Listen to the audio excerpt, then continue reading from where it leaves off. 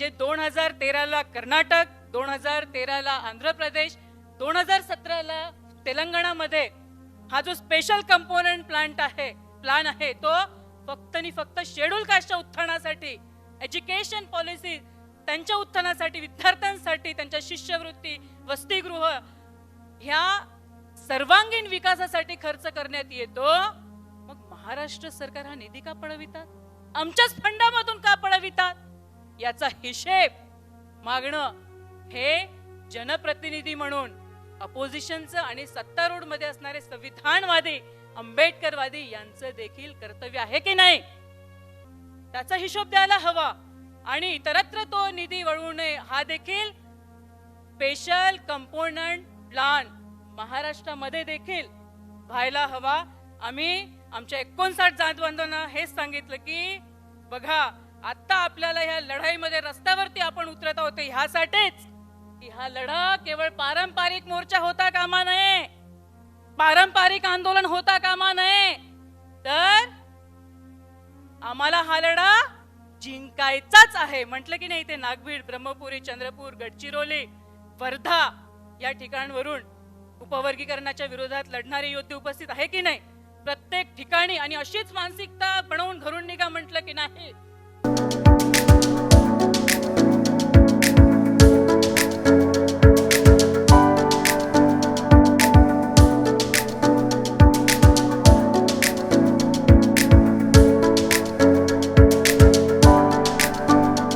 आदरणीय मंच आणि आपणा सर्वांना क्रांतिकारी जय भीम. क्रांतिकारी जय भीम.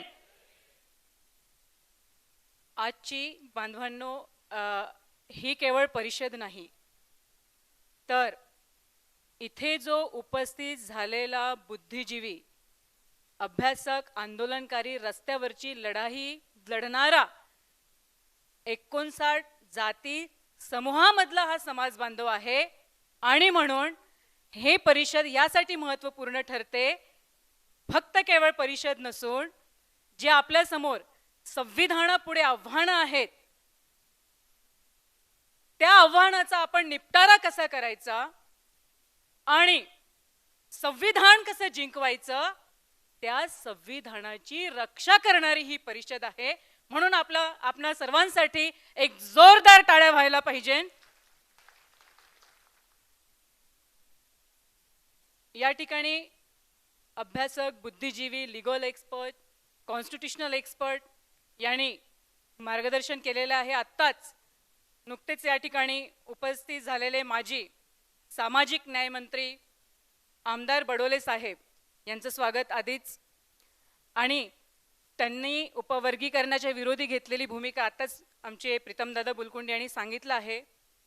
विशेष अभिनंदन याच्यासाठी, सत्तारूढ पक्षामध्ये असताना देखील आमच्या समाजाचं उपवर्गीकरणच्या माध्यमातून न भरून निघणारं कसं नुकसान होणार आहे, ही भूमिका सत्तारूढ पक्षामध्ये असताना घेणं कठीण आहे. बरं, ती भूमिका बडोले साहेबांनी घेतली. म्हणून आज सन्मानपूर्वक आपल्या जनतेपुढे बडोले साहेबांना देखील आपण आणखी या संदर्भात उपवर्गीकरण थांबायलाच हवं, उपवर्गीकरणाची शपथ, उपवर्गीकरण आम्हाला नकोच, ही शपथ आम्ही घेतलेली आहे. डॉक्टर बाबासाहेब आंबेडकरांनी जो आम्हाला आदेश दिला की मरणाच्या तयारीनेच आम्ही रणसंग्रामामध्ये उतरलेलो आहोत, आणि उपवर्गीकरण जे व्यवस्थेने सुप्रीम कोर्टाच्या माध्यमातून निर्णय आणलेला आहे आणि उपवर्गीकरणाचा मार्ग सुकर केलेला आहे, पण संविधानवादी, आंबेडकरवादी आम्ही जिवंत आहोत की नाही? आम्ही होऊ देणार का उपवर्गीकरण? म्हणून बडोले साहेब आपलं याच्यासाठी अभिनंदन की 30 जून 29 जूनलाच मला वाटतं 29 आमदारांनी उपवर्गीकरणाच्या विरोधात भूमिका घेतली. ते का घेतली बांधवांनो? समाजाचा सत्ताधारी आणि म्हणजे विरोधक, पण समाजाचं देखील, आपला समाज इतक्या मोठ्या प्रमाणात रस्त्यावरती उतरलेला आहे, नाही तर सोपं झालं असतं की नाही उपवर्गीकरण करणं? म्हणजे हिवाळी अधिवेशनामध्येच त्यांनी करूनही टाकलं असतं. म्हणजे केवढी घाई बरं महाराष्ट्र सरकारला, जेव्हा की ते याचिकाकर्तेही नव्हते. केवढे मोठे प्रश्न आपल्या समोर असताना, भेडसावत असताना, न्यू एज्युकेशन पॉलिसी, आपल्या लाडक्या बहिणीचा फंड कसा डायव्हर्ट केलाय, म्हणजे जवळपास 410 कोटी 30 लाख हा स्पेशल कंपोनंट प्लॅन मधून सीएम साहेबांनी हा निधी वळवला. आमची आजच्या परिषदेची एक महत्त्वपूर्ण भूमिका म्हणून बडोले साहेबांना ही देखील विनंती राहील की हा देखील प्रश्न आपण सभागृहामध्ये मांडावा. कारण स्पेशल कंपोनंट फंड शेड्यूल कास्टसाठी आणि त्याला लीगल प्रोटेक्शन प्राप्त व्हावं, म्हणजे तो निधी कुठेही डायव्हर्ट होणार नाही. जसं कर्नाटक, तेलंगणा आणि आंध्र प्रदेश, म्हणजे 2013ला कर्नाटक, 2013ला आंध्र प्रदेश, 2017ला तेलंगणामध्ये हा जो स्पेशल कंपोनंट प्लान आहे तो फक्त आणि फक्त शेड्यूल कास्टच्या उत्थानासाठी, एज्युकेशन पॉलिसी त्यांच्या उत्थानासाठी, विद्यार्थ्यांसाठी, त्यांच्या शिष्यवृत्ती, वसतिगृह ह्या सर्वांगीण विकासासाठी खर्च करण्यात येतो. मग महाराष्ट्र सरकार हा निधी का पळवितात, आमच्याच फंडामधून का पळवितात, याचा हिशेब मागणं हे जनप्रतिनिधी म्हणून अपोजिशनचं आणि सत्तारूढ मध्ये असणारे संविधानवादी, आंबेडकरवादी यांचं देखील कर्तव्य आहे की नाही, त्याचा हिशोब द्यायला हवा. आणि इतरत्र तो निधी वळवू नये, हा देखील स्पेशल कंपोनंट प्लान महाराष्ट्रामध्ये देखील व्हायला हवा, अशी आजच्या या परिषदेच्या माध्यमातून आम्ही मागणी करतो. ज्या पद्धतीने उपवर्गीकरांच्या विरोधामध्ये अनेक सत्तारूढ मध्ये असणारे शेड्यूल कास्टचे जनप्रतिनिधी, विधायक, सांसद, आताच श्यामकुमार बर्वेजी बोलून गेलेत की ते देखील उपवर्गीकरणाच्या विरोधी आहे. आणि जेव्हा 1 ऑगस्ट 2024ला हे जजमेंट आलंय, आम्ही पहिले पिटिशनर होतो, 4207/2024 अशी आमची ती पिटिशन, अशा संपूर्ण भारत देशामधनं 160 रिव्ह्यू पिटिशन आल्या, परंतु त्या डिसमिस करण्यात आल्या. पण रस्त्यावरची लढाई आमच्याकडे होतीच. तेव्हा देखील जवळपास 100 अबाव सांसद, आताच नारनवरे सरांनी सांगितलं, त्याच्या अपोजिटमध्ये त्यांनी पत्र दिलं. 21 ऑगस्ट 2024ला मोठं जन आंदोलन झालं. तेव्हापासून आम्ही जवळपास 2 वर्षापासून याच्यावरती काम करत आहोत सर. मायनोट रिसर्च केल्यानंतर याच्यामधून होणारं न भरून निघणारं नुकसान आपल्या पिढ्यांचं आहे. आणि उपवर्गीकरण म्हणजे मनुवाद, मजबूत विषमता, मजबूत जे हे जाती व्यवस्थेला, या व्यवस्थेला पूरक आहे, म्हणून हे त्यांचं उपवर्गीकरण आहे. खूप सामाजिक न्यायाची तळमळ आहे का एका जातीची? अजिबात नाही की त्यांचं खूप उत्थान करायचं आहे बा, एक जात म्हणते, एक जात वगैरे काही म्हणत नाही. त्यांच्या फक्त मुठभर लोक म्हणत आहे, हे आता सिद्ध झालेलं आहे. बरं सांगतात काय उत्तर देताना? आमचे सीएम की नाही, सुप्रीम कोर्टाचा निर्णय आहे. हो आहे, निर्णय आहे, पण सुप्रीम कोर्टने करायचं असं म्हटलेलं आहे का? तरीच तुम्ही लागलीच 3 महिन्यामध्ये बदर कमिटीची स्थापना करता. बरं, बदर कमिटीची स्थापना करता तर आपल्या देशाचा इतिहास आहे, संविधानाचा ड्राफ्ट देखील पब्लिक डोमेन करण्यात आला, ही आपली परंपरा आहे की नाही? मग तुम्ही हा ड्राफ्ट पब्लिक डोमेन का केला नाही? का सगळं लपून लपून सुरू आहे? आणि म्हणून मोठ्या प्रमाणात लाखोचे 59 जात समूह बांधवांचे मोर्चे जेव्हा निघत आहे, 59 जात समूह म्हणत आहे की आम्हाला उपवर्गीकरण नको आहे, तरी सुद्धा ही सरकार आग्रही का? आणि बांधवांनो, आम्ही जेव्हा गावागावात, जिल्ह्यामध्ये हा मोर्चा उभारण्याच्या पूर्वी फिरत होतो, याची अवेअरनेस करत होतो, तेव्हा आम्ही आमच्या 59 जात बांधवांना हेच सांगितलं की बघा, आता आपल्याला ह्या लढाईमध्ये रस्त्यावरती आपण उतरत आहोत ह्यासाठीच की हा लढा केवळ पारंपरिक मोर्चा होता कामा नये, पारंपरिक आंदोलन होता कामा नये, तर आम्हाला हा लढा जिंकायचाच आहे. म्हटलं की नाही, ते नागभीड, ब्रह्मपुरी, चंद्रपूर, गडचिरोली, वर्धा या ठिकाणांवरून उपवर्गीकरणाच्या विरोधात लढणारे योद्धे उपस्थित आहे की नाही? प्रत्येक ठिकाणी आणि अशीच मानसिकता बनवून घरून निघा म्हटलं की नाही. आम्ही सगळे बुद्धिजीवी, अभ्यासक, लीगल एक्सपर्ट काय भूमिका घ्यायची पुढे जाऊन कोर्टामध्ये, आता सरांनी सांगितलं लार्जर बेंच बसवू शकतो, पण ते किती योग्य राहील, विश्वासार्थ राहील, कोणती भूमिका घेईल हे आपण सांगू शकत नाही. म्हणून रस्त्यावरची लढाई सर्वात महत्वाची. मी हे सांगितलं की जितकी आपली संख्या असेल तेवढं हे सरकार झुकेल. आणि झालं की नाही तसं?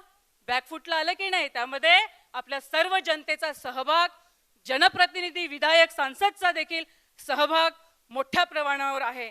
बांधवांनो, आजचे हे जे विषय आहे आरक्षण, उपवर्गीकरण, ह्यावरती ऑलरेडी सगळं मांडणी झालेलीच आहे. पण अजूनही सरकारने, सत्तारूढ सरकारने उपवर्गीकरण होऊ देणार नाही ही घोषणा झालेली आहे का?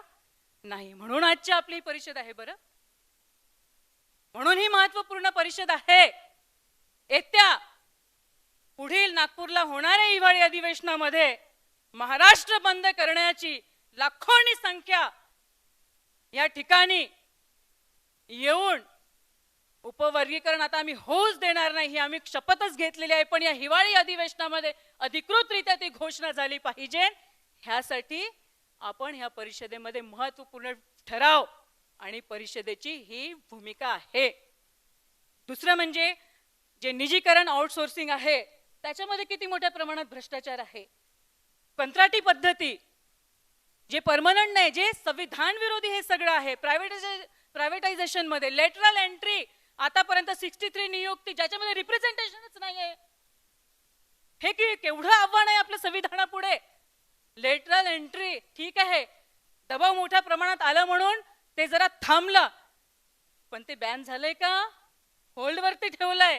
ते लेटरल एंट्री देखील बॅन व्हायला हवी. क्रीमी लेअर, आता क्रीमी लेअर आलं कुठून? काही केस क्रीमी लेअरची होती का नारनवरे सर?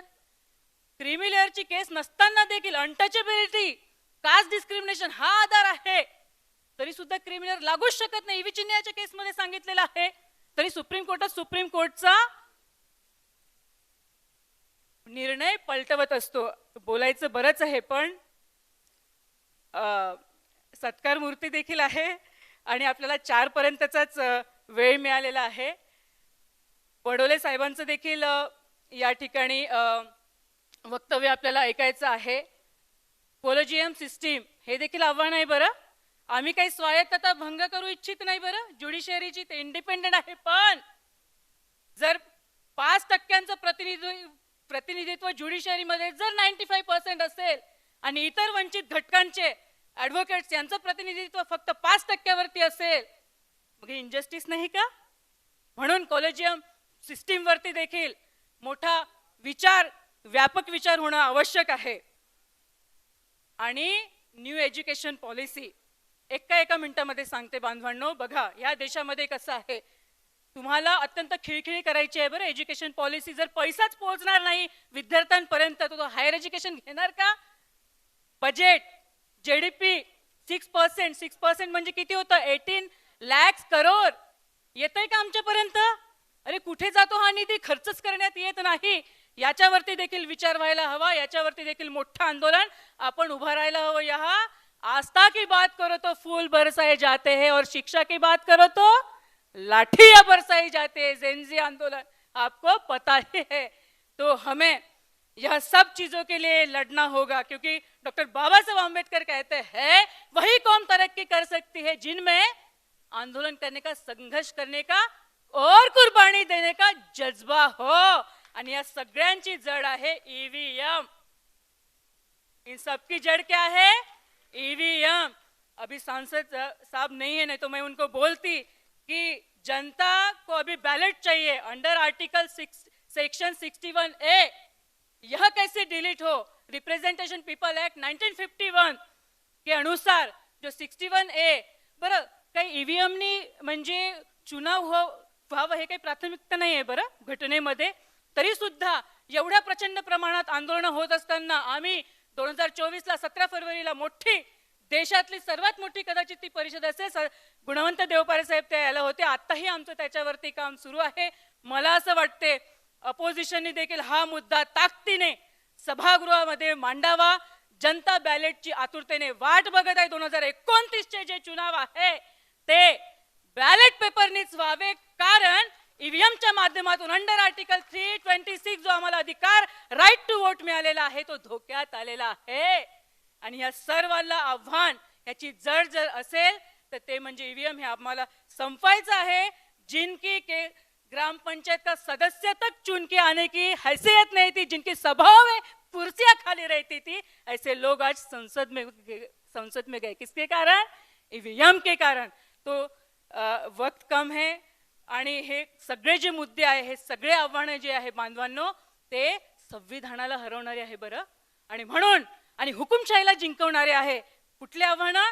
आरक्षण, उपवर्गीकरण, ईडब्ल्यूएस आरक्षण, निजीकरण, आउटसोर्सिंग, क्रिमिलियर, ईव्हीएम, कॉलेजियम, नई शिक्षण नीती, हे सगळे हरवणारे असल्यामुळे याच्या विरोधात आपल्याला आवाज बुलंद करायचा आहे आणि ही लढाई आपल्याला जिंकायचीच आहे. हात वर कर. आपण सगळे तयार आहोत की नाही? बाबासाहेबांचा रथ हे जर आपल्यावरती हावी झाले तर रथ हजारो वर्ष मागे येणार ना. हा रथ आपल्याला मागे येऊ द्यायचा नाही. कुर्बानी दिली की ना डॉक्टर बाबासाहेब आंबेडकर रमाईने आपल्यासाठी. मग संविधान वाचवायची वेळ आली तर आपण आपल्या घरी बसून राहणार का? अजिबात नाही. आपल्याला हजारो पिढ्या आपल्या सुरक्षित करायच्या आहे. देशाचं संविधान सुरक्षित करायचं आहे. डॉक्टर बाबासाहेब आंबेडकर म्हणाले, जब तक संविधान जिंदा है साथियों समझना, तब तक मैं जिंदा हूं. मेरी तस्वीर से ज्यादा मेरे विचारों पे चलो, क्योंकि ये लड़ाई सिर्फ और सिर्फ विचारों की है. जय भीम.